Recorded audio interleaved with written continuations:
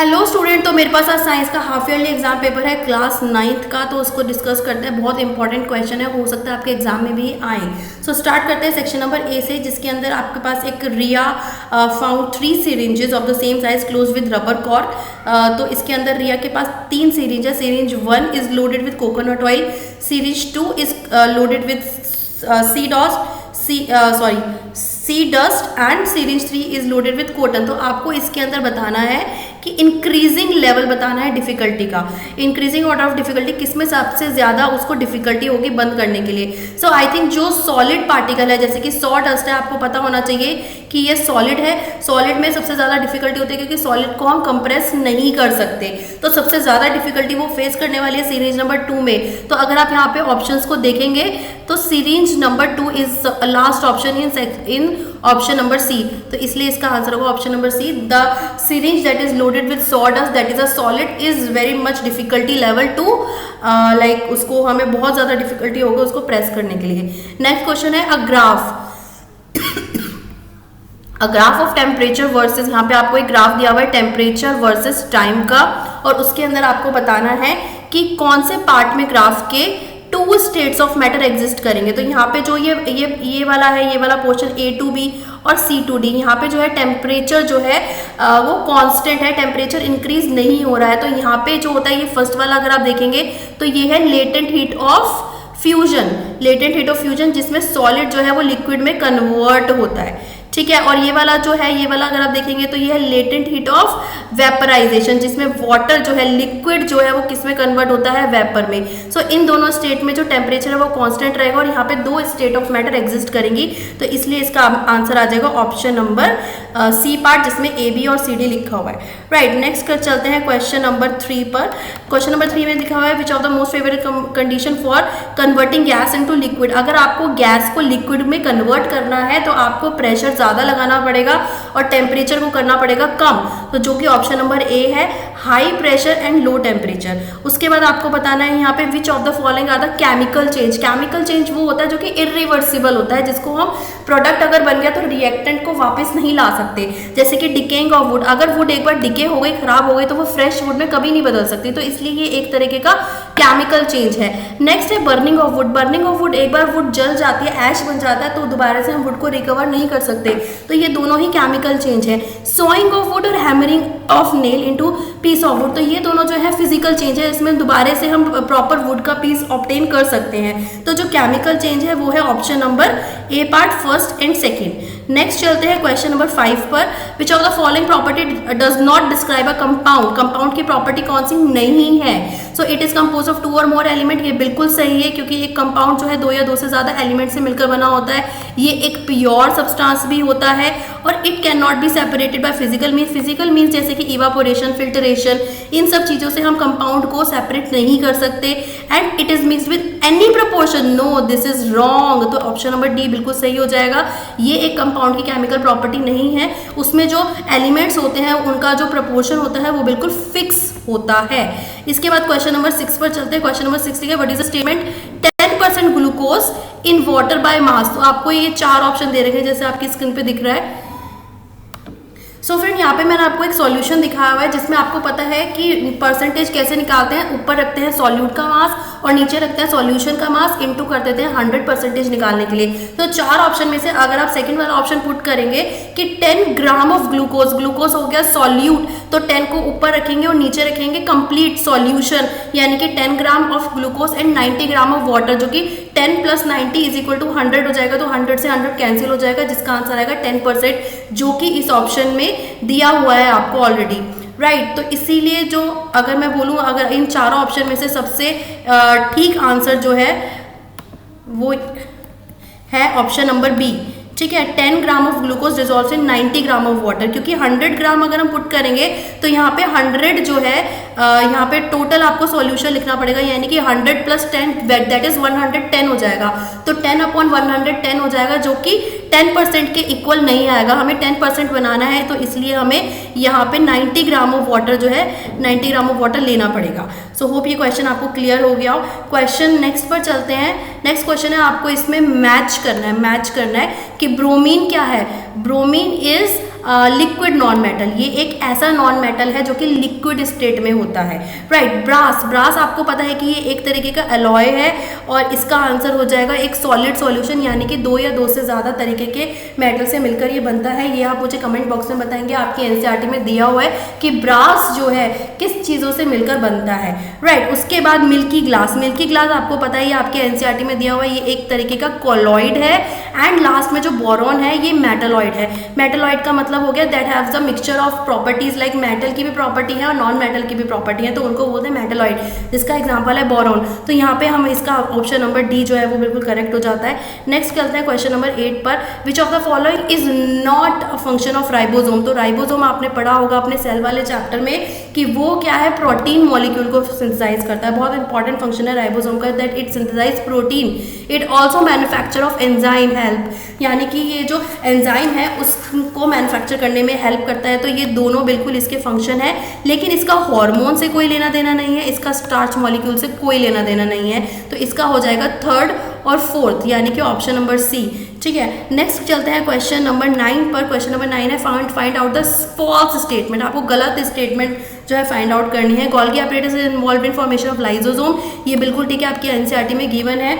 उसके बाद nucleus, mitochondria, plastids have DNA, तो यही सेल ऑर्गेनेल्स है जिनके अंदर खुद का डीएनए होता है। एक तो न्यूक्लियस, एक माइटोकॉन्ड्रिया, एक प्लास्टिड, ये बिल्कुल ठीक है। They all have their own DNA and they make their own protein, ये अपना खुद का प्रोटीन बनाते हैं, इनके पास खुद का डीएनए भी होता है, right. Mitochondria is said to be power house of the cell, ये तो आपको पता ही होगा कि माइटोकॉन्ड्रिया जो है power house of the cell है, ये एटीपी जनरेट करती है, एडेनोसिन ट्राइफॉस्फेट। इसके बाद cytoplasm is also called protoplasm, ये बिल्कुल गलत है।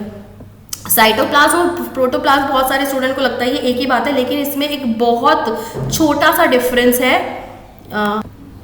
साइटोप्लाज्म के अंदर जो सेल का कंटेंट आता है जिसके अंदर न्यूक्लियस नहीं होता है फ्रेंड्स, राइट, जिसके अंदर न्यूक्लियस नहीं होता है, तो वो जो न्यूक्लियस वाला पोर्शन है वो इसके अंदर नहीं होता है। एंड प्रोटोप्लाज्म के अंदर साइटोप्लाज्म और न्यूक्लियस का कंटेंट दोनों चीज़ें आती हैं। तो ये छोटा सा डिफरेंस है जो कि आपको पता होना चाहिए अपने जो साइटोप्लाज्म है और प्रोटोप्लाज्म के अंदर, कि साइटोप्लाज्म के अंदर सिर्फ कंटेंट आता है सेल मेम्ब्रेन के अंदर वाला, और इसमें न्यूक्लियस का पार्ट नहीं आता, लेकिन प्रोटोप्लाज्म में साइटोप्लाज्म और न्यूक्लियस दोनों का ही आता है, ठीक है। तो ये तो छोटा सा डिफरेंस है। तो इसके अंदर हमने देखा कि जो डी वाला ऑप्शन है वो गलत है, इसलिए इस पे हमने टिक लगा दिया। Question number 10, cell arises from pre existing cell was stated by Virchow. Virchow ने बोला था कि जो सेल है वो अपने प्री एग्जिस्टिंग सेल से बनता है। उसके बाद question number 11, find out the incorrect statement. Parenchyma है इंटरसेलुलर स्पेस, ये तो बिल्कुल ठीक है, पैरेन्काइमा में इंटरसेलुलर स्पेस होता है। कॉलेनकाइमा जो है कॉर्नर से थिक होता है, इरेगुलर थिकनिंग होती है, ये भी बिल्कुल ठीक है। एपिकल और इंटरकैलरी मेरिस्टेम और परमानेंट टिश्यू, ये वाला ऑप्शन गलत है क्योंकि ये मेरिस्टेमेटिक टिश्यू है। मेरिस्टेमेटिक टिश्यू बेसिकली 3 तरीके के होते हैं, apical meristem, intercalary meristem and lateral meristem, on the basis of the place where they found. Apical जो है टॉप पे मिलता है, इंटरकैलरी नोड्स के बीच में मिलता है, और लेटरल जो है स्टेम में मिलता है, जिससे उसकी गिट्ठ बढ़ती है। तो ये वाला जो ऑप्शन है, ऑप्शन नंबर डी, ये बिल्कुल इनकरेक्ट है। एपिकल और इंटरकैलरी मेरिस्टेम होते हैं meristematic tissue, not the permanent tissue, right. उसके बाद क्वेश्चन नंबर हम लोग चलते हैं क्वेश्चन नंबर 12 पर। तो यहाँ पे आप देख लीजिए, grit of the pear is formed by sclerenchyma, ठीक है, तो वो स्क्लेरेन्काइमा टिश्यू से बना हुआ होता है। नेक्स्ट आपके पास क्वेश्चन नंबर 13 है, आपको एक वीटी ग्राफ दिया हुआ है और ये आपको ग्राफ दिया हुआ है जिसमें ए से बी तक नीचे जा रहा है। तो यहाँ पे आप देख सकते हैं ग्राफ एक्सेलरेशन तो नहीं हो रहा है क्योंकि इसकी स्पीड जो है वो कम होती जा रही है टाइम के साथ साथ, और अगर उसकी स्पीड कम हो रही है तो वो डी एक्सेलरेशन शो कर रहा है, रिटार्डेशन शो कर रहा है। लेकिन ये नॉन यूनिफॉर्म रिटार्डेशन नहीं है, ये बिल्कुल सीधी लाइन है, तो ये यूनिफॉर्म रिटार्डेशन का एग्जांपल है, यूनिफॉर्म रिटार्डेशन का ग्राफ है, इसलिए ऑप्शन नंबर डी इसका करेक्ट हो जाएगा। क्वेश्चन नंबर 14 पर चलते हैं। 14 पर आपको दिया हुआ है particle covers half of the distance of radius R, तो आपको बताना है उसका डिस्टेंस एंड डिस्प्लेसमेंट कितना होगा। सो यहाँ पे आपको एक दिख रहा है, ये एक सर्कल है जो कि यहाँ से ये हम मान लेते हैं, अगर मैं बोलूँ ये ए पॉइंट है और उसने हाफ ही डिस्टेंस कवर किया है, यानी कि वो बी तक ही गया, पूरा सर्कल नहीं घूमा, सिर्फ उसने हाफ डिस्टेंस कवर किया है, ए से बी तक गया है। तो आपको डिस्प्लेसमेंट बताना है, तो डिस्प्लेसमेंट आपको पता होना चाहिए, शॉर्टेस्ट डिस्टेंस होता है, सिर्फ इतना निकालेंगे which is equal to diameter, और डायामीटर होता है ट्वाइस ऑफ रेडियस।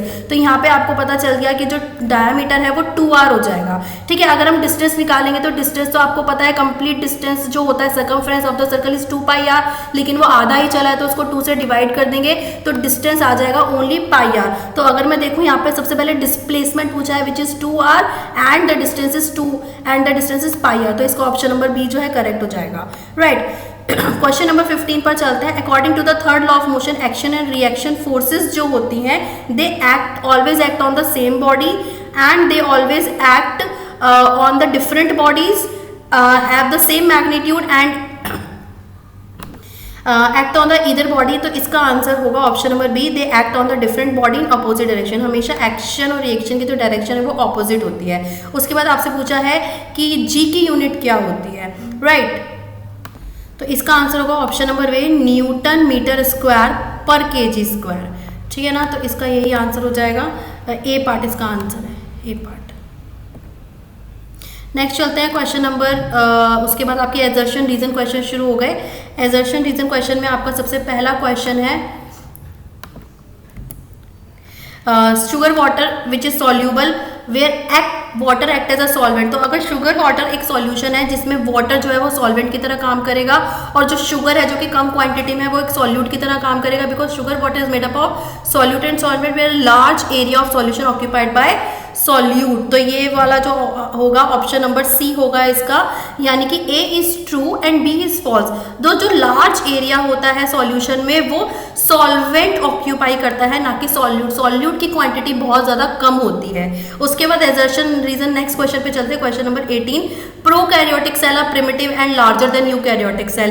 तो ये वाला तो ठीक है, prokaryotic cell are primitive but it is not larger, it is smaller, छोटे होते हैं वो यूकैरियोटिक सेल में। तो जो एजर्शन है वो स्टेटमेंट गलत है।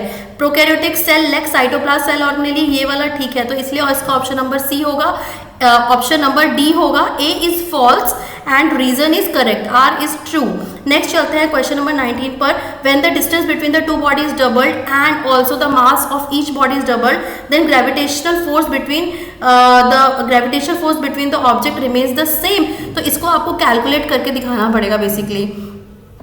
सो फ्रेंड यहाँ पे देखिए मैं आपको सॉल्यूशन दिखाया है, क्योंकि आपको पता है जो यूनिवर्सल कांस्टेंट है उसका जो फॉर्मूला होता है Gmm/r²। तो अगर इसने यहाँ पे बोला है कि अगर हम मास को यहाँ पे मास ऑफ द बॉडी अगर हम डबल कर दें दोनों मास को, यानी कि m को भी डबल कर दें और 2m को भी डबल कर दें, तो यहाँ पे 2 × 2 4 हो जाएगा। और अगर हम डिस्टेंस को भी डबल कर दें यानी कि 2 का स्क्वायर 4r², तो यहाँ पे आप देख सकते हैं कि 4 से 4 कैंसिल होने के बाद F2 और F1 जो है वो बिल्कुल इक्वल हो जाते हैं। तो यहाँ पे अगर हम करेंगे इसको बॉडी, हम हर एक बॉडी को डबल कर देंगे और दोनों के बीच का जो डिस्टेंस है वो भी हम डबल कर देंगे, तो हमारा जो फोर्स है वो बिल्कुल सेम रहेगा, एज इट इज रहेगा। क्योंकि रीजन क्या है इसका, रीजन ये है कि जो फोर्स है वो डायरेक्टली प्रोपोर्शनल है product of the masses of the body and inversely proportional to the square of the distance between them. तो इसीलिए इस क्वेश्चन का आंसर जो है वो हो जाएगा option number A, that is कहाँ गया, option number A, that is assertion is true and reason is a correct explanation. तो इसके लिए इसका आंसर हो जाएगा ए। क्वेश्चन नंबर 20 देखिए, epidermal cells aids in protection against the loss of water and mechanical injury because they secrete the waxy substance on their outer surface, जिससे कि वो उस प्लांट की हेल्प करता है। तो इसलिए इसका आंसर भी ऑप्शन नंबर ए हो जाएगा, that is correct, right. Section number B पर हम फटाफट से एक बार इसको देख लेते हैं। यहाँ पे आपको एक टेबल दे रखी है आपके एनसीईआरटी में, जो कि बहुत इंपॉर्टेंट है। आपसे डिस्पर्स्ड फेज और डिस्पर्स्ड मीडियम पूछा है, कलर जेमस्टोन का और चीज का। उसके बाद आपको यहाँ पे पूछा है डिफरेंशिएट रफ एंडोप्लाज्मिक रेटिकुलम में और स्मूथ एंडोप्लाज्मिक रेटिकुलम में, जो कि बहुत इंपॉर्टेंट है। और मेम्ब्रेन बायोजेनेसिस पर क्वेश्चन है, which is very very very important. Next इसमें आपको water hyacinth plant float on water because they have what, they have aerenchyma. तो जिसकी वजह से उनमें जो है वो बायोएनसी शो करते हैं और वो वाटर के ऊपर फ्लोट करते हैं। Branches of tree move and bend freely with the high wind velocity, क्योंकि उनके अंदर होता है collenchyma which provide them flexibility. So ये क्वेश्चन है, इसका जो आपसे इसमें दोनों में चॉइस दी हुई है, जाइलम और फ्लोएम पर पूछा गया है। They are known as complex tissue because they are made up of different kind of cells, इसलिए इनको कॉम्प्लेक्स टिश्यू कहा जाता है। उसके बाद आपको क्वेश्चन नंबर 24 में एक न्यूमेरिकल दिया हुआ है, जिसमें आपको बताना है कि इसका ज़्यादा इनर्शिया होगा। तो बेसिकली जिसमें ज़्यादा मास होगा उसमें ज़्यादा इनर्शिया होगा। तो जैसे कि 100 किलोग्राम ऑब्जेक्ट ए में है और 75 किलोग्राम ऑब्जेक्ट बी में है, तो जिसमें ज़्यादा मास होगा उसमें ज़्यादा इनर्शिया होगा। तो इस तरीके से आप ये क्वेश्चन कर सकते हैं। क्वेश्चन नंबर 25 फिर से एक न्यूमेरिकल दिया हुआ है जिसमें कि आपको अपनी इक्वेशन ऑफ मोशन को पुट करके आपको इसका आंसर निकालना है, डिस्टेंस निकालना है। तो basically S is equal to UT plus half AT square से आप इसका आंसर निकाल सकते हैं। इसमें आपको चॉइस भी दी हुई है, इसमें आपको डिस्टेंस टाइम ग्राफ दिया हुआ है और ये आपको बताना है कि which object moving with the greater speed. तो यहाँ पे आप क्या करें, यहाँ पे आप एक लाइन ऐसे ड्रॉ कर दीजिए और बी की लाइन एक ऐसे ड्रॉ कर दीजिए नीचे जैसा आपको दिख रहा है। तो जैसा आपने यहाँ देखा है कि जो ए वाला है उसको वो ज़्यादा डिस्टेंस ट्रैवल कर रहा है with in a less amount of time, ठीक है, और ये वाला जो है वो कम डिस्टेंस ट्रैवल किया है with a large amount of time. तो इसके अंदर आपको स्पीड बतानी है, किसकी स्पीड ज़्यादा है किसकी स्पीड कम है, उस हिसाब से आपको इसका आंसर देना है, राइट। क्वेश्चन नंबर 26 आप देख सकते हैं, यहाँ पे आपको फिगर दी हुई है, ये आपको फिगर बताना है, उसमें लेबलिंग करनी है, आपको पता होना चाहिए। आपके एनसीईआरटी में भी ये वाली फिगर गिवन है और इसमें आपको लेबलिंग के लिए क्वेश्चन आया हुआ है। बहुत अच्छा क्वेश्चन है और इस पर बेस्ड न्यूमेरिकल्स भी पूछे जाते हैं, राइट। उसके बाद section number C, section number C में आपको ये एक क्वेश्चन दिया हुआ है, 5 ml water is taken in a test tube and in the china dish separately. उसके बाद these samples were then kept under the different condition। उसके बाद हमने उसको अंडर द फैन रखा है या फिर इनसाइड द कपबोर्ड रखा है। तो आपको बताना है कि इवापोरेशन किस में ज़्यादा होगा। तो जैसे कि आपने पढ़ा होगा कि इवापोरेशन जो है बहुत सारी चीज़ों पर डिपेंड करता है। तो इसमें आपको बेसिकली जो आपने चाइना डिश के अंदर रखा है वो वाला जो वाटर है वो ज़्यादा जल्दी इवेपोरेट होगा, क्योंकि सरफेस एरिया जो है चाइना डिश में रखे हुए वाटर का ज़्यादा है। तो सरफेस एरिया डिपेंड करता है कि इवेपोरेशन कितना ज़्यादा होगा। क्वेश्चन नंबर 28 पे फिर से अभी जो हमने पढ़ा है वो क्वेश्चन है, 50 ग्राम शुगर है और 450 ग्राम ऑफ वाटर है। तो कॉन्सेंट्रेशन निकालनी है, आप ऊपर 50 रखेंगे, नीचे 450 प्लस 50 रखेंगे, दैट इज 500 इंटू 100 कर देंगे तो आपका आंसर आ जाएगा। क्वेश्चन नंबर बी पार्ट में आपको इसमें होमोजेनस मिक्सचर बताना है, सॉलिड और लिक्विड का, और लिक्विड का हेट्रोजेनस मिक्सचर बताना है। बहुत इजी है, आप इजीली कर सकते हैं। इसके अंदर आपको चॉइस भी दी हुई है, ठीक है। शुगर केन एंड बीटरूट को मिक्स किया है टुगेदर, उससे क्रिस्टल बनाए हैं, तो वो एक प्योर सब्सटेंस है या फिर वो मिक्सचर है, आपको रीजन बताना है। उसके बाद what happen when dilute sulphuric acid is added to the mixture of iron filling and sulphur powder. इसके साथ नेक्स्ट क्वेश्चन है, dilute sulphuric acid is added to the mixture of iron filling sulphur. अगर हम उसको heat करेंगे, red hot करेंगे, उसके बाद हम उसको कूल कर देंगे तो क्या होगा, वो सॉलिडिफाइड हो जाएगा, क्योंकि उसको कूल करते ही वो सॉलिड फॉर्म में कन्वर्ट हो जाएगा। उसके बाद क्वेश्चन नंबर 29 आपसे पूछा, why does mitochondria release energy, क्योंकि वो एटीपी फॉर्म बन करती है, और एटीपी की फुल फॉर्म पूछी है एडिनोसिन ट्राइफॉस्फेट, जो कि 3 मार्क्स में आया है ये क्वेश्चन। सो बहुत इंपॉर्टेंट है। नेक्स्ट क्वेश्चन जो कि बहुत ज़्यादा इंपॉर्टेंट है कि इनर मेम्ब्रेन माइटोकॉन्ड्रिया की डीपली फोल्डेड होती है, क्यों, क्योंकि वो एटीपी रिलीज करते हैं। डीपली फोल्डेड होने से जो इनर मेम्ब्रेन है वो ज़्यादा सरफेस एरिया प्रोवाइड करती है, जिससे ज़्यादा एटीपी बनता है और ज़्यादा एनर्जी करेंसी बढ़ती है सेल की। क्वेश्चन नंबर 30 देखिए, स्टेट द लोकेशन। अभी मैंने बताया मेरिस्टेमेटिक टिश्यू 3 तरीके के होते हैं, based on the location where they found. सबसे टिपर होता है एपिकल मेरिस्टेम, 2 नोड्स के बीच में जो होता है वो इंटरगैलरी मेरिस्टेम होता है, और जो स्टेम में या बार्क में बीनीथ ऑफ बार्क में होता है लेटरल मेरिस्टेम, जो कि प्लांट की गिट्स को बढ़ाने में हेल्प करता है। Meristematic which is responsible for the transformation of stem into trunk when it grow into a tree. तो कौन सा मेरिस्टेम रिस्पॉन्सिबल है ये आपको बताना है। क्वेश्चन नंबर 30 के बाद इसके अंदर नेक्स्ट क्वेश्चन है, motion in a circle at a constant speed known accelerated motion. उसको एक्सेलरेटेड मोशन बोलते हैं, क्यों बोलते हैं उसका रीजन बताना है आपको। 3 मार्क्स में क्वेश्चन है। फिर एक न्यूमेरिकल दिया हुआ है, आप इसको सॉल्व कर सकते हैं, आप चाहे तो इसका स्क्रीनशॉट ले सकते हैं। अगर किसी चीज़ में आपको डिफिकल्टी फेस हो तो आप मुझसे आस्क भी कर सकते हैं, कमेंट बॉक्स में पूछ सकते हैं। उसके बाद an object is thrown vertically, जब भी ऑब्जेक्ट जो है ऊपर की तरफ फेंका जाता है तो उसकी इनिशियल वेलोसिटी कुछ ना कुछ होती है, और v हम लेते हैं 0, क्योंकि जो ऊपर तक जाएगा जब तक उसकी फाइनल वेलोसिटी 0 नहीं हो जाती। तो यहाँ पे आपको जो है हाइट दी हुई है कितनी ऊपर तक जाएगा, तो आपको वेलोसिटी निकालनी है, इसका मतलब आपको इनिशियल वेलोसिटी निकालनी है। दूसरे पार्ट में आपको टाइम निकालना है। सो इस तरीके से एक और मोस्ट इंपॉर्टेंट क्वेश्चन है जो कि है जी और कैपिटल जी और स्मॉल जी में आपको रिलेशन निकालना है, जो कि 3 मार्क्स का है। बहुत इंपॉर्टेंट है कि जो स्मॉल जी होता है वो होता है capital G into M M upon R square, right. उसके बाद सेक्शन नंबर डी पर चलते हैं। सेक्शन नंबर डी आप चाहे, इसमें आपको टिंडल इफेक्ट पूछा है, होमोजेनिटी के बारे में पूछा है, और एक क्वेश्चन फिर से आ गया है आपका मास परसेंटेज पे निकालना। तो आप ऊपर सॉल्यूट रखेंगे, नीचे सॉल्वेंट रखेंगे और 100 से मल्टीप्लाई करेंगे, सॉल्यूट अपॉन सॉल्यूशन, राइट। एक ही इस पे बेस्ड एक और क्वेश्चन आया है जैसा कि आप देख सकते हैं, और एक बहुत इंपॉर्टेंट क्वेश्चन आया है कि जो सी वाटर है वो होमोजीनस है एज वेल एज वो हेट्रोजीनस है। होमोजीनस इसलिए है क्योंकि उसके अंदर सॉल्ट मिक्स हुआ होता है जिसको हम इवेपोरेशन से अलग कर सकते हैं। हेट्रोजीनस इसलिए है क्योंकि उसके अंदर मडी वाटर होता है, डस्ट पार्टिकल भी होते हैं, स्टोन्स भी होते हैं, तो वो हेट्रोजीनस मिक्सचर भी है।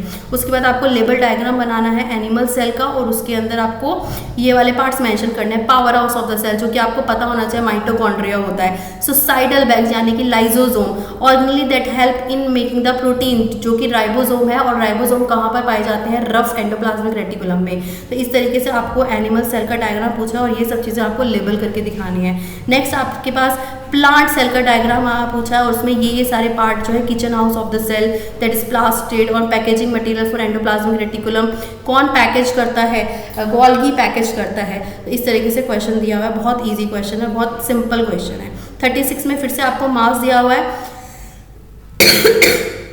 और आपको ये ग्राफ दिया हुआ है जिसपे बेस्ड आपको न्यूमेरिकल सॉल्व करने हैं, और ये वाला जो न्यूमेरिकल है उस पे बेस्ड क्वेश्चन है कि आपको फोर्स निकालना है, ठीक है। Force is equal to m into a होता है, मास आपको दिया हुआ है, एक्सेलरेशन आप निकाल सकते हैं। उसके बाद फोर्स निकालना है 6 to 10 सेकेंड में, तो टाइम अलग अलग होगा। 6 to 10 सेकेंड में 4 सेकेंड का टाइम लेंगे, 0 to 3 सेकेंड में 3 सेकेंड्स का टाइम लेंगे, तो दोनों में टाइम इंटरवल अलग हो जाएगा, ठीक है। उसके बाद मोमेंटम आपको पता है, P is equal to M V होता है, और ऐसा यूनिट भी आपको पता है, P is equal to M की यूनिट किलोग्राम होती है, V की यूनिट मीटर पर सेकेंड होती है, तो मोमेंटम की जो यूनिट है वो हो जाएगी किलोग्राम मीटर पर सेकेंड। तो उसको हमें फोर्स की टर्म में निकालना है, यानी कि second law of motion F is equal to M A आपको यहाँ पे डिराइव करना है। वही सेक बी पार्ट में भी पूछा गया है, Newton second law of motion, F is equal to M A, उसको डिराइव करना है, बहुत इंपॉर्टेंट है, राइट। उसके बाद क्वेश्चन नंबर 37 आप देख सकते हैं, ये एक बर्नर है, उसके अंदर आइस क्यूब्स डाली हैं, ठीक है। तो हम जब टेम्परेचर इंक्रीज करते हैं तो कुछ टाइम के लिए कांस्टेंट हो जाता है, क्योंकि वहाँ पे जो एनर्जी है वो जो है आइस के मॉलिक्यूल अपने अंदर एब्जॉर्ब करते हैं, ताकि वो इंटरमॉलिक्यूलर स्पेस को तोड़ सके और वो लिक्विड फॉर्म में जाके कन्वर्ट हो सके, तो जिसको बोला जाता है लेटेंट हीट ऑफ फ्यूजन। तो ये वाला इसमें क्वेश्चन है, बहुत इंपॉर्टेंट क्वेश्चन है, और इस प्रोसेस को बोलते हैं लेटेंट हीट ऑफ फ्यूजन, जिसमें आइस से वाटर में कन्वर्ट हो रहा है। उसके बाद स्टीम कॉज सीवियर बर्न्स, बहुत इंपॉर्टेंट क्वेश्चन। स्टीम से ज़्यादा बर्न्स आते हैं क्योंकि स्टीम के अंदर होती है लेटेंट हीट ऑफ फ्यूजन, ज़्यादा एनर्जी होती है लेटेंट हीट की फॉर्म में, तो इसलिए स्टीम में सीवियर बर्न्स होते हैं, बहुत सिंपल है। 38 में आपको एक वो दिया हुआ है, पैसेज दिया हुआ है प्लांट टिश्यू के ऊपर, उस पर बेस्ड आपको न्यूमेरिकल वो क्वेश्चन सॉल्व करने हैं, जैसा कि आपको दिख रहा है फिगर ए और बी। आपको बताना है हैवी डिपोजिशन लिग्निन का किसके ऊपर होता है, तो ये आपको इरेगुलर थिकनिंग है, तो ये आपको पता होना चाहिए कॉलन कायमा है, ये स्क्लेरन कायमा है। लिग्निन जो है स्क्लेरन कायमा सेल्स में होती है। Name the tissue that provide both mechanical and flexibility in plant, ये आपको पता होना चाहिए। जो हमारे कॉलन कायमा और स्क्लेरन कायमा है वो दोनों ही प्लांट को मैकेनिकल स्ट्रेंथ और फ्लेक्सिबिलिटी देते हैं। उसके बाद name the tissue that can be modified from air cavity, अभी हमने बताया एयर कैविटी होती है एरन कायमा में, जिससे प्लांट जो एक्वेटिक प्लांट है वो फ्लोट करते हैं, डूबते नहीं हैं। Which of them is commercially exploited to obtain hemp and jute, ये भी आपके एनसीईआरटी का क्वेश्चन है। क्वेश्चन नंबर 13 देखिए, ये बहुत इंपॉर्टेंट क्वेश्चन है कि जो बॉलर है वो जब बॉल को कैच करता है तो वो एकदम से कैच नहीं करता, वो थोड़ा टाइम लेता है तब वो कैच करता है, क्योंकि एकदम से वो कैच करेगा तो उसके हाथ पे चोट लग जाएगी। क्योंकि यहाँ पे आपने पढ़ा है P, मोमेंटम जो है P होता है